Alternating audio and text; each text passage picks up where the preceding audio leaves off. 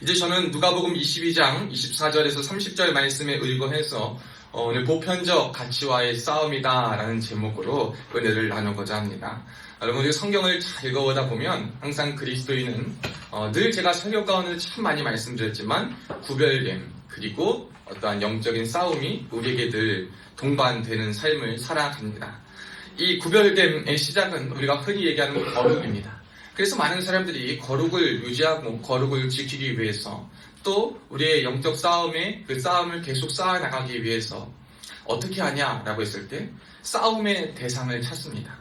우리가 무엇과 싸워야 하는가라는 이 대상을 사람들이 질문하고 찾는데 많은 사람들이 하는 그 싸움들이 있습니다. 자신의 어떠한 뭐라 그럴까요?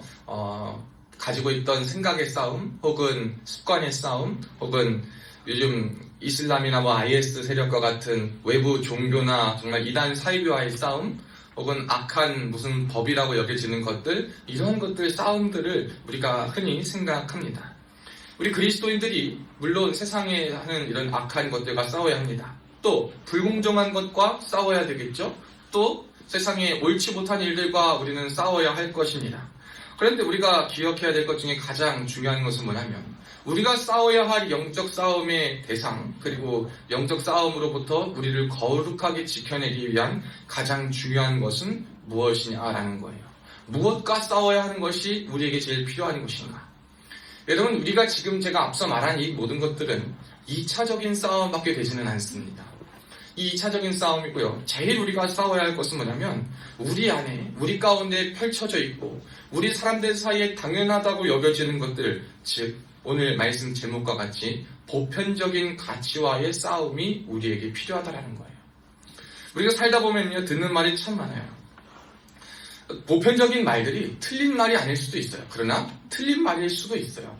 이 보편적이라는 말은 모든 사람들에게 되게 통용되고 편안하게 들리고 대다수의 사람들이 동의하고 그와 함께 길을 맞춰가는 것을 우리가 보편이다라고 말을 하는데 이 보편적인 것에 대한 것으로 우리가 세상을 한번 보면 우리가 추구하고 우리가 원하고 우리가 가야 할 길은 너무나도 명확해요. 그것은 뭐냐면 우리의 안에 있는 욕심과 이기적인 마음과 대접받고 싶은 마음과 그리고 누군가에게 더 우위에 있고 싶은 마음과 여러 가지 마음들과 상황과 상태들을 다 함께 인정해주고 옳다 말해주고 그것을 잘못됐다라고 말하지 않는 이러한 보편적 가치와 함께 우리가 나아가다 보면 우리는 세상 사람들과 다른 구별됨이 전혀 없을 거예요. 그리스도인들도 돈만 밝히고 돈을 쫓아가는 삶을 살 거예요. 또 욕심과 욕정에 이끌리는 삶을 살게 될 것입니다. 사람들이 추구하는 각자의 이상적인 추구하는 방향대로 그 가치와의 싸움을 하지 않는다면 우리는 세상 사람들과 별반 다를 바 없이 우리가 공격하고 우리가 말하는 어떠한 사람들의 모습과 전혀 다를 바 없이 모습의 양상과 모습이 나타나는 장소와 어떠한 말하고 주장하는 사람만 다를 뿐이지 본질은 전혀 다를 바 없는 그러한 삶을 살아갈 수밖에 없다는 거예요. 여러분, 우리가 이러한 삶을 살아가지 않고 정말 하나님 앞에서 구별되고 영적인 싸움을 치열하게 살아가기 위해서 우리에게 필요한 것은 우리 안에 내재되어 있고 만연히 생각되는 그 보편적 가치와의 싸움입니다.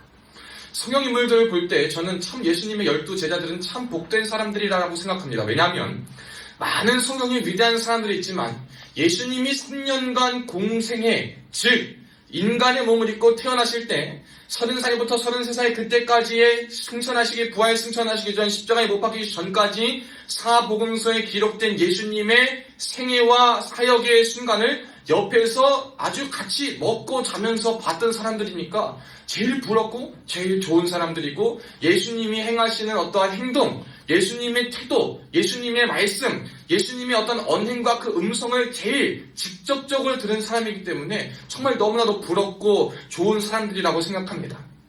그래도 예수님이요, 공평하게 똑똑한 사람 막 이런 게 아니에요. 의사인 누가도 예수님의 제자로 삼으셨지만 정말 교육받지 못하고 업으로 물고기만 잡던 베드로도 예수님이 그를 제자로 삼으셨어요.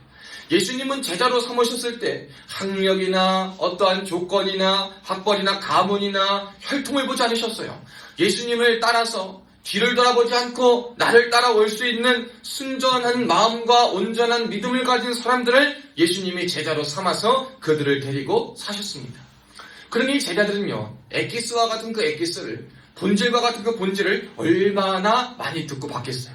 예수님이 우리는 성경을 통해서 물론 믿음으로 느끼고 체험하지만 우리는 글로 보고 믿음으로 보는 것들을 실제로 봤어요. 예수님이 기도할 때에 병이 납니다. 예수님이 말씀할 때 수천 명의 사람들이 감동을 받습니다. 오병이어의 기적을 체험합니다. 여러 가지 놀라운 기적적인 것을 봤어요. 그런데도 불구하고 이 제자들이 예수님이 십자가에 못 박히시기 전까지 치열하게 싸웠던 것이 있어요. 그게 뭐냐면 그들에게 해결되지 않았던 어떤 본질적인 문제가 있어요. 그게 뭐냐면 많은 사람들이 이야기했던 이 욕심에 대한 문제였어요.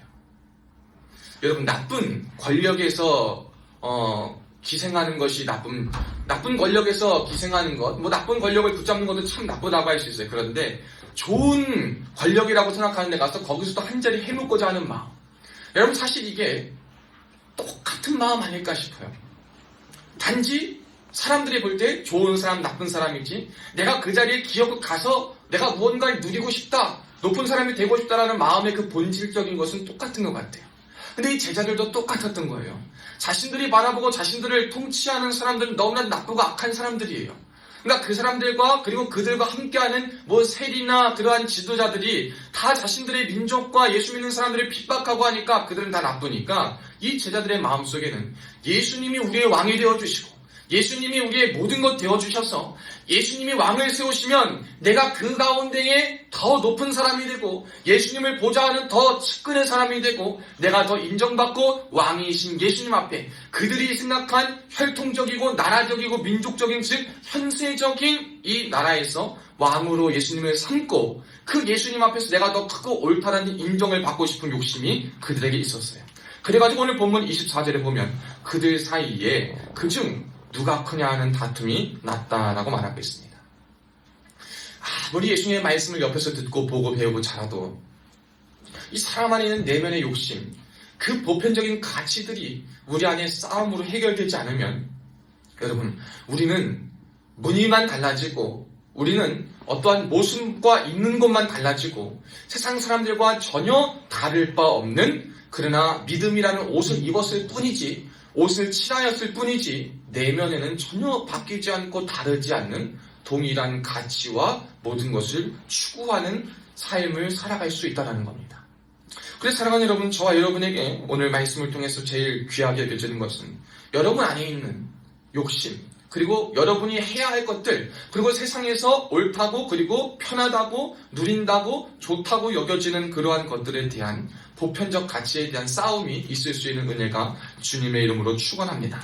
이 싸움이 없는 그리스도인은 거짓된 그리스도인입니다. 예수님 믿을 동기가 처음에는 제가 어떤 분하고 그렇게 얘기하는데 그러더라고요. 자기가 이제 교회는 안 다니는데 성경을 믿는데요. 그러면서 저하고 얘기하는데 자기 아내는 예수님을 어렸을 때 믿은 사람인데 요즘은 교회 안 가고 힘들 때 금요기도에만 간다는 거예요. 근데 제가 이런 생각을 해도 되는지 모르겠는데 와이프 말고 처음 얘기를 해본대요. 그래서 무슨 생각이신데요? 그랬더니 그 얘기를 하시더라고요. 순수익이 1,000만 원을 딱 넣으면 자기는 교회 가겠다는 거예요. 자기 요즘 간증 프로그램도 보고 막 이거저거 보는데 자기가 지금 하는 일에 순수익이 1,000만 원이 딱 넘어버리면 교회를 가겠다 그럽니다. 제가 거기서 뭐라 그러냐, 그것은 하나님이 기뻐하시지 않는 것이 아니라 처음에 그랬어요. 하나님께 나아가고 처음 우리가 믿음은요 여러분, 시작도 그렇고 뭐도 그렇지만 어떤 건지 몰라. 어떤 사람은 그렇게 믿을 수도 있는 거예요. 그러니까 그걸 다 나쁘다고 말할 수는 없으나 처음에 어떻게 믿었든지 믿고 나서의 이제 동기와 방향과 생각이 가치가 전환되고 변환되는 것이 우리 그리스도인들이 가지고 가야 할 모습이기 때문에 처음에 그러한 마음으로도 하는 것 괜찮다고 생각해요. 근데 그분에게 제가 감동받은 것 중에 하나는 뭐냐면, 물론 옳은 신앙의 모습은 아니라 하더라도 자기는 성경을 보고 성경을 믿고 나서부터 생각되는 것이 내게 있는 분야에서 정말 최고로 성실히 살아야겠다라는 생각을 하게 됐다는 거예요. 여러분, 이것이 오늘날 그리스도인들에게 보편적 가치와는 맞지 않는 일이에요. 여러분, 사실 군에서도 할 만큼만 하면 되지 않겠어요? 그냥 이따 갈 거 어차피 누가 남들 모르고 연락 안 할 거 막 살고 가도 되지 않겠어요? 여러분이 가는 회사가 어디든지 여러분의 더 큰 미래와 나중 도약을 위한 한 가지 점프의 도구로 사용해도 되지 않겠어요? 여러분이 하는 모든 일들 속에서 그냥 어떻게 적당히만 하고 적당히 해야 튀지도 않고 적당히 해야 좋으니까 적당히 하면 되지 않겠어요? 여러분 이러한 것이 우리 세상에 지혜롭고 똑똑하고 당연히 여겨지는 사회 아닙니까? 그런데 그 안에서 나는 하나님의 말씀을 보고 믿으니 내가 가진 것 중에 성실히 살아야겠다라는 것. 여러분 이 시대의 보편적 가치와의 싸움을 그가하고 있는 것을 보고 우리 그리스도인들이 참 그 말과 그것을 보고 경종이 울려져야 한다라고 생각합니다. 여러분 저는 오늘 본문에 나타난 이 제자들의 싸움과 그리고 그에 답변하시는 예수님의 말씀을 보고 우리는 얼마나 하나님의 말씀 앞에서 이런 보편적 가치와 치열하게 싸우고 있는가라고 생각해야 돼요. 우리가 싸워야 될 것은요 외적인 외면이 아닙니다. 내면에서부터 기인하는 것을 우리가 생각하셔야 돼요. 그리스도인의 구별됨의 시작은 여러분 외면이 아니에요. 외면이 아닌 내면에서부터 기인합니다. 보여지는 것보다 중요한 것은 그 안에 무엇이 담겨져 있느냐예요. 여러분이 어떻게 얼마나 거룩하고 얼마나 기도를 많이 하고 얼마나 교회를 사모하고 얼마나 예배의 자리를 지키고 한 거 너무나도 중요해요. 저는 예배 많이 드리고 기도하고 하는 거 너무나도 중요하게 생각해요. 그런데 그래서 사람들이 보기에 교회 많이 나오네, 헌금 많이 하네, 봉사 열심히 하네, 이것도 중요하지만 외적인 것도 중요하지만 그 내면에 그 동기가 무엇이냐. 제가 이런 말씀들은 참 죄송하지만요, 교회 중직자들 중에서는 어떤 사람들을 보냐면요, 이 장로님 권사님들 중에요, 세상에서는 사람들이 말하는 흔히 높은 지위 이런 데 가지 못하고 어떤 그냥 평범한 일상을 살아가요. 근데 교회 안에서 직분 받으니까 교회에서 뭐 하려고 그러냐면 대접받으려고 그래요. 장로 권사가 됐으면은 목회자의 뜻을 함께하고 또한 성도들을 섬기며 교회를 같이 나 섬기며 나아가야 되는데 장로하고 목사님 권사 되었다고 그냥 막 교회에서 막 힘이 있어서 예산을 내가 집행하네 만에 장로가 주인이네 만에 권사가 주인이네 만에 막 이런 소리하고 사는 사람들을 봐요. 여러분 이건 정말 옳지 않은 거거든요. 그건 뭐냐면 세상적에서 말하는 회사의 이사나 임원들이 자신들이 힘대로 회사를 운영하고 알력 다투면서 자기들끼리 팝을 만들어서 누구 말이 맞는지 몰아내고 하는 정적 제거. 여러분 이거 세상에서 하는 악한 일 아니에요? 근데 오늘날 교회들에서도 이러한 모습이 보이고 하나님 나라의 공동체와 하나님 나라의 사람들 사이에서 이런 모습이 보인단 말이에요. 여러분 이게 뭐냐? 보편적 가치와의 싸움을 하지 않았기 때문인 거예요. 우리가 해야 될 싸움은 정적을 제거하는, 우리를 불편하게 만드는, 우리 힘들게 하는 사람들을 제거하려는 싸움이 아니에요. 세상이 말하는 성공과 승리의 그러한 가치와 원리를 따라서 그것을 똑같이 편승해서 신앙과 삶의 인생길에 적용하는 것이 아니라는 것입니다. 우리에게 필요한 것은 이 시대 가운데 주창되고 그리고 많은 사람들이 말하는 그러한 가치들에 대해서 그 안에 무엇이 담겨있고 왜 그런 것이 나오는가를 질문하며 끝없이 그것 안에서 영적인 싸움을 하는 것. 그것이 우리에게 필요한 가장 중요한 것입니다. 우리가 누구냐라고 생각해 볼 때 여러분 그리스도인은요 하나님 나라의 권세, 하나님 나라의 통치권, 하나님 나라의 권위를 위임받은 자들이에요. 하나님 나라의 권세를 위임받았습니다. 하나님 나라의 권위를 위임받았어요. 하나님 나라의 통치를 위임받았어요. 오늘 본문에도 보면 29절에 내 아버지께서 나라를 내게 맡기신 것 같이 나도 너희에게 내 나라를 맡긴다라고 주님이 말씀하십니다. 하나님의 자녀들은 이미 하나님의 나라의 상속자요 하나님 나라의 어떠한 권세를 위임받은 자들이에요. 그러면 우리가 그 나라의 권세와 그 위임을 받았다면 그 나라의 통치 방법과 그 나라에 이루어지는 모습은 무엇인가를 한번 생각해 봐야 돼요. 세상은요 여러분 사실 그래요. 돈이 있으면 편해요. 그리고 돈이 있으면 안락함을 줘요. 돈이 있으면 마음이 담겨있지 않아도 나한테 굽신거리고 나한테 다가오는 많은 사람들을 경험할 수 있어요. 돈이 없어도 여러분의 권력이 있잖아요. 여러분 높은 자리에 있잖아요. 그러면 많은 사람들이 여러분 찾아와가지고 여러분을 편하게 대해줄 거예요. 여러분에게 와서 여러분의 비위를 다 맞춰줄 거예요. 여러분이 잘하는 거 있잖아요. 잘하는 걸 은사라고 다 착각해가지고 그 잘하는 것을 마음껏 쓰고 함부로 쓰면 여러분 세상 가운데 악덕한 사장과 힘을 가지고 사람들 조종하려는 사람밖에 똑같은 게 아니에요. 은사가 여러분 잘하는 게 은사가 아니에요. 그것을 기쁘게 주님의 뜻을 위해 사용할 수 있느냐가 우리의 은사의 방향이고 목적인 거예요. 여러분이 잘한다고 좋은 것이 아니에요. 잘한다고 칭찬받는 것이 하나님 나라의 가치가 아닙니다. 하나님 나라의 마음과 하나님 나라의 모습과 모양은요, 여러분이 가진 것이 부족하고 연약하고 힘들다 하더라도 그것들을 어떠한 마음을 가지고 어떻게 예수님과 같이 낮아짐과 겸손으로 나타내야 할지를 고민하는 것, 그것이 오늘날 우리가 가져야 할 모습이고 하나님 나라의 통치 방식임을 기억하셔야 됩니다. 예수님이 만약에요, 능력과 힘과 위엄으로만 이 땅에 오셨다면 인간의 몸을 안 입으셔. 전 책을 읽으면서 그래요. 예수님이 인간의 몸을 입고 오셨다는 걸 생각해 봤어요. 어린아이의 예수님 모습을 생각해 본 게는 어린아이 어떻습니까? 누가 봐주지 않으면 울어요. 누가 먹여주지 않으면 먹을 수가 없어요. 누가 배변도 치워주지 않으면 닦을 수가 없어요. 누가 잡아주지 않으면 움직일 수가 없는 게 어린아이예요. 그런데 완전한 신이고 하나님이신 그분이 왜 그냥 생각해보면 인간의 몸을 입고 온다라고 쳐도 그냥 어른의 모습으로 딱 나타나도 될 건데 그분이 왜 10달을 태에 계셨다가 태어나셔서 그 인간들이 겪는 의지하고 가장 연약할 그러한 모습을 겪었는가를 생각해 볼 때 우리와 같이 되시고 정말 인간이 겪는 모든 가치와 감정 속에서 똑같이 낮아지기를 원하셨고 그것이 바로 하나님 나라 왕이요 하나님 나라의 운영의 통치의 방식임을 보여주시기 위함이다 라는 것을 우리가 보게 되는 거예요. 여러분, 예수님 왕이셨어요.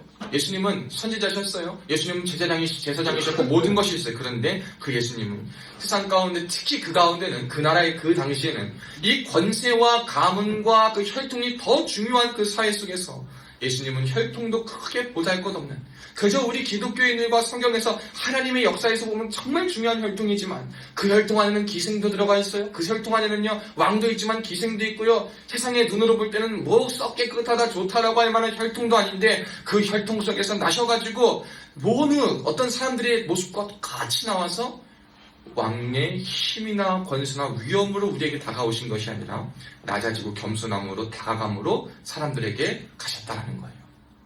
사랑하는 여러분, 우리가 하나님 나라의 권세와 권위를 위임받아서 어떤 사람들은 그렇게 생각합니다. 그래, 나도 힘이 있으니까 힘을 더 길러야지, 돈을 더 벌어야지, 열심히 해야지. 여러분, 너무나도 좋은 말이에요. 그런데 그 목적과 그 추구하는 방향이 무엇인지를 한번 점검해 보시기를 축복합니다. 헨리 나우엔이라고 영성신학자의 대가가 있는데요. 그분이 쓴 영성의 길이라는 소책자에 보면 이러한 능력의 길 가운데 이러한 대목이 나옵니다. 연약함의 신학은 우리가 어떠한 것에 있어서 내 것을 자랑하는 것이 아니라 나의 약함과 나의 부족함을 통해 하나님의 능력이 나타나고 하나님의 일이 가기 위해서 힘쓰는 것이다 라고 말합니다. 근데 이 함정이 있다라는 거예요. 연약함의 신학이 가진 큰 함정인데 그게 뭐냐면 거꾸로 이렇게 생각할 수 있는 거예요. 그러면 우리가 세상 속에서 연약함의 노예가 될 때만 세상의 권력에 사로잡히는 것을 피할 수 있다면 이 책에서 그렇게 이야기합니다. 하나님 편보다는 오히려 사단의 편에 있는 것이 더 나을 것 같다. 그리고 또 뭐라고 말하냐면 연약함의 신학이 유약한 이들을 위한 신학이 된다면 그런 신학은 모든 영역에서의 무능력, 굴복, 자학, 패배에 대한 충분한 변명이 될 것이다 라고 말합니다. 여러분, 연약함, 무능력함, 굴복, 자학, 패배 그 모습 그대로 있는 그것이 우리의 연약함의 신학을 말하는 것이 아니에요. 그러나 연약함이라고 하면 목적도 없고 목표도 없고 꿈도 없고 소망도 없고 아무것도 없는 것을 우리가 연약함이라고 착각하면 안 되고 우리가 아무것도 하지 않아서 그냥 무의 상태, 도움받아야 될 상태, 연약한 상태에 있어서 그냥 편하게 있는 그것, 누군가의 도움에 의존하고 기생하여 살아가는 그것이 연약함의 신앙이 아니라는 거예요.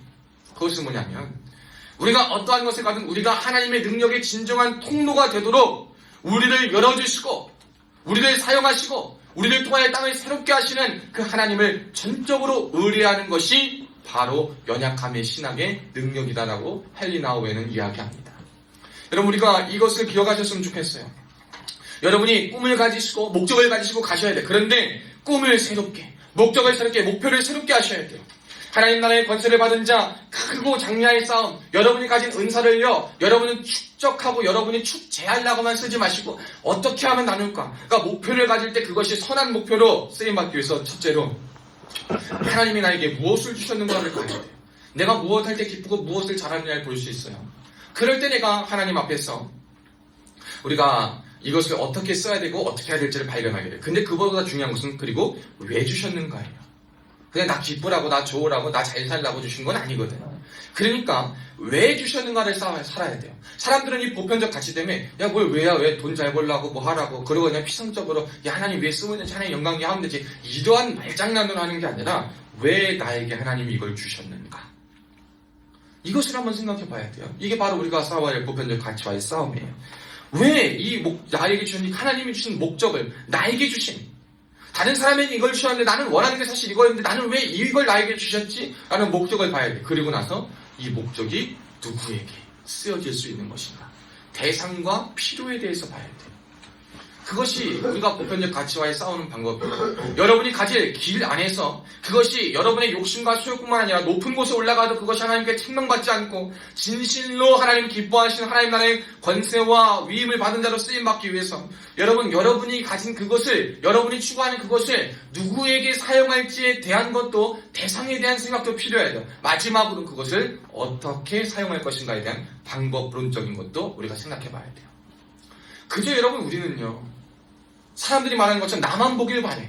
나 잘 먹고 나 잘 살고 우리가 더 편하고 내가 좀 더 편하고 내가 대접받고. 여러분, 밖에서 일하는 것보다 안에서 일하는 게 편하지. 뭐 가치를 비하하는 건 아니라고 막 사람을 이야기하죠. 그렇지만 뭐가 편하지. 난 이해가 안 되는 게, 여러분, 죄송해요. 여러분, 의사만 귀한 사람입니까? 사람들이 좀 배우고 돈 잘 벌고 막 이런 사람 앞에 가서는요, 태도하고 뭐가 다 위축돼서 막 이러고 있어요. 그런데요, 나랑 별반 차이 없어 보이고 혹은 나보다 못한 사람을 보면요, 그 앞에 가서는 당당해. 이것만큼 추악하고 못된 기질이 어디 있어요? 여러분, 그것만큼 추악한 인간의 본성과 그 기질이 어디 있습니까? 그게 뭐예요? 오늘 본문에 누가 크냐 하는 싸움과 똑같은 겁니다, 여러분. 이런 사람이 가진 것, 사람이 누리는 것, 사람이 축적한 것, 사람 뒤에 있는 배경들이 사람의 존엄과 사람의 사람됨을 평가하는 요소가 아니에요. 하나님 나라는 존재 그 자체가, 그리고 그 존재 자체로서 주신 하나님이 그 사람에게 허락하신 목표와 기능 앞에서 무엇을, 왜, 누구에게 어떻게 사용하기를 원하시는가. 여러분, 그것이야말로 하나님이 주신 은혜요, 우리가 싸워야 할 보편적 가치와의 싸움입니다. 여러분이 이 싸움하지 않고 그냥 믿음 가지고 기도하잖아요. 그럼 죄송하지만 사실 많은 사람들이 소원 이루는 기도만 대부분이에요. 목표 이루는 기도만 대부분이에요. 내 자녀 좋은 학교 나오고. 저는요, 그것보다 기도하는 거 꼭 해주는 게 뭐냐면, 그것도 중요하지만 중요할 수는 있죠. 그 사람이 꿈꾸는 바에 따라서, 하고 싶은 바에 따라서. 그런데 좋은 사람 만나는 거, 그리고 좋은 사람이 되는 거, 이것이 더 필요한 기도 제목인데, 정말 하나님 보시기에 필요하고도 요구되는 기도 제목보다도 세상적인 가치에서 성공과 승리를 위한 기도의 제목들과 요구들만 하게 되면, 오늘 예수님의 말씀을 듣고 예수님의 살아계심을 경험하고 주님과 함께 동행했다라고 말을 하고 금식하고 싸웠다라고 말하지만, 누가 크냐라고 싸우고 다투는 제자들과 별반 차이가 없는 인생을 살아가고 있다라는 겁니다. 여러분과 이것에 대한 질문을 한번 해봐야 되지 않겠습니까?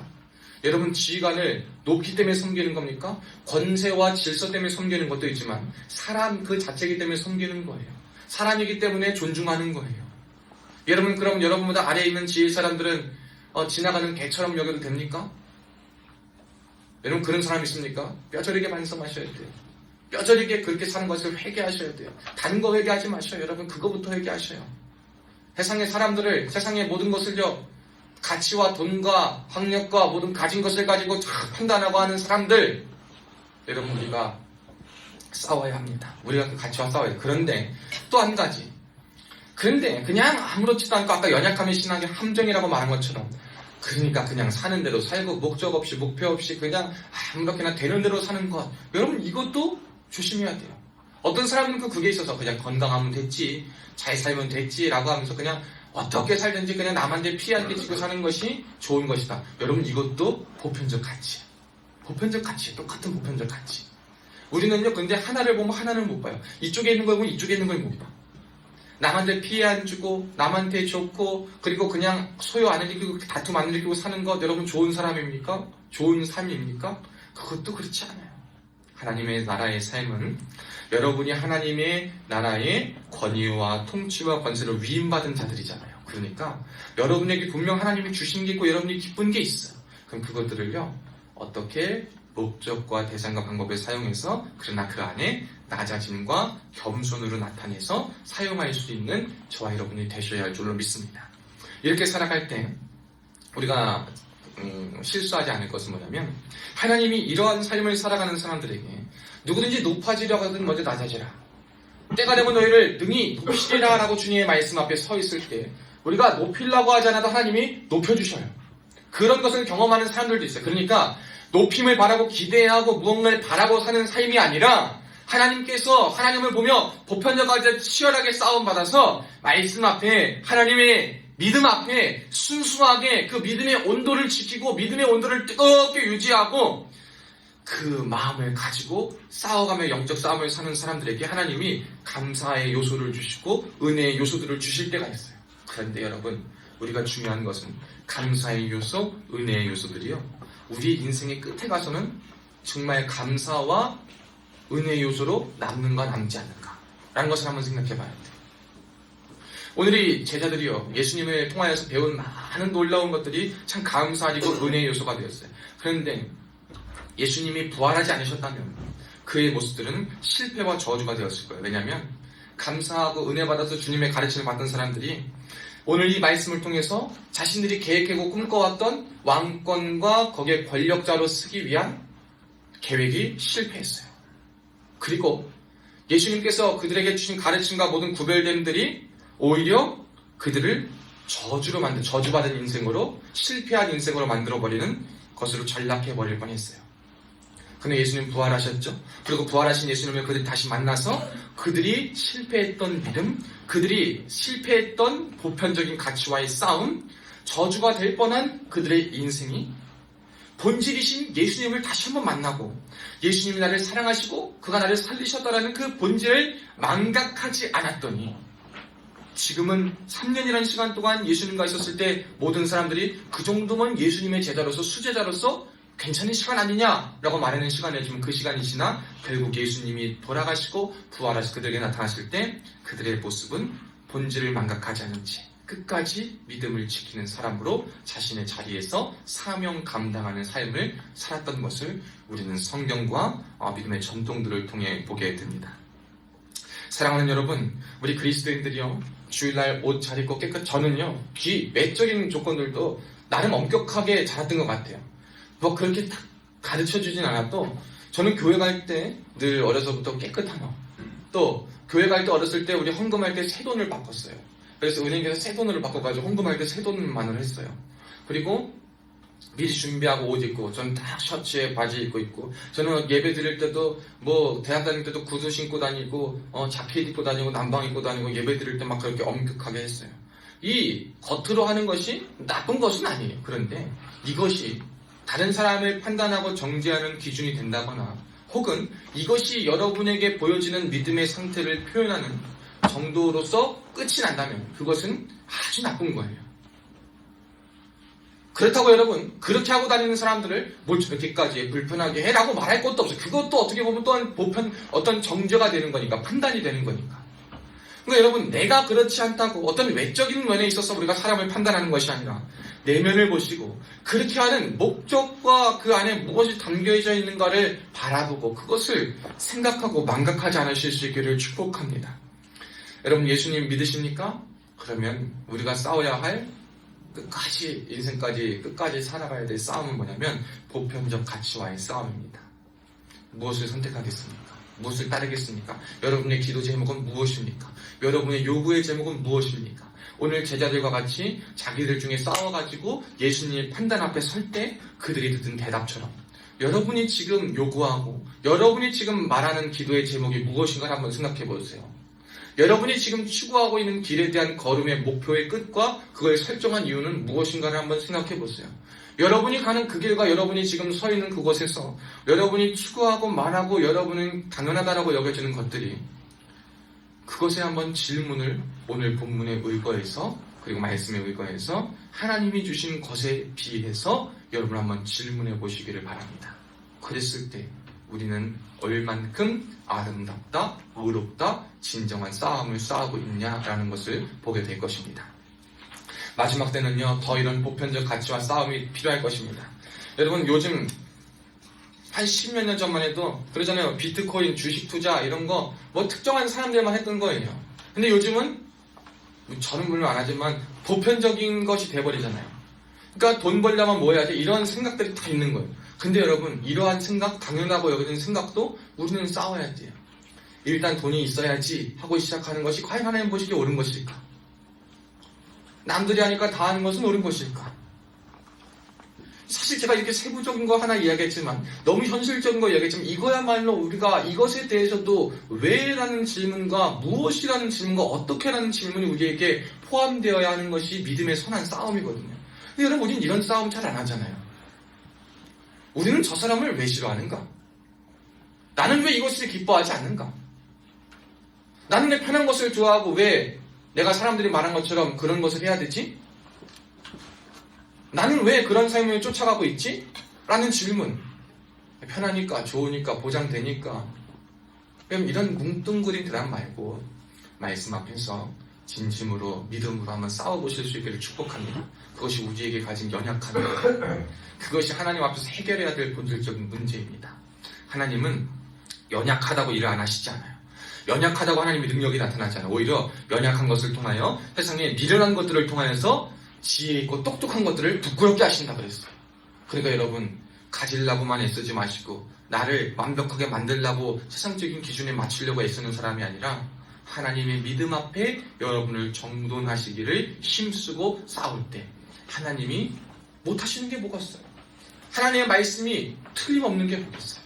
하나님의 말씀에 실수 있는 게 없잖아요. 그러면 그 말씀이 믿어지고 임한 대로 되는 역사가 있을 줄로 믿습니다. 오늘 이 은혜가 말씀을 듣는 여러분에게 충만히 넘치시기를 주의 이름으로 축복합니다. 기도하겠습니다.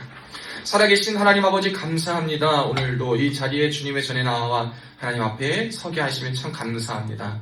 하나님 우리가 싸우는 선한 싸움이라고 여겨지는 것이 너무나도 피상적이고 그리고 사실 우리가 불안해서 우리가 가진 믿음을 어떻게 표현하고 우리가 가진 믿음을 어떻게 증명할지 급급해서 남들이 가는 그 길을 다 똑같이 살아가고 남들이 가는 그 길 속에서 이렇게 사는 것이 믿음을 지키는 것이라고만 생각해서 본질적인 것은 망각한 채 올바른 믿음 앞에 서 있지 못할 때가 많이 있음을 보게 됩니다. 주님, 우리가 싸워야 될 싸움은 어떠한 것보다도 우리의 본질적인 싸움이요 하나님의 본질을 망각하지 않는 것이요 우리가 주님의 그 길을 가는 것이요 보편적 가치와의 싸움인 줄로 깨닫게 하시니 감사합니다. 일평생 이 싸움을 하여서 착하고 충성된 종아라는 칭찬을 받을 수 있는 복된 인생들 되게 하여 주옵소서.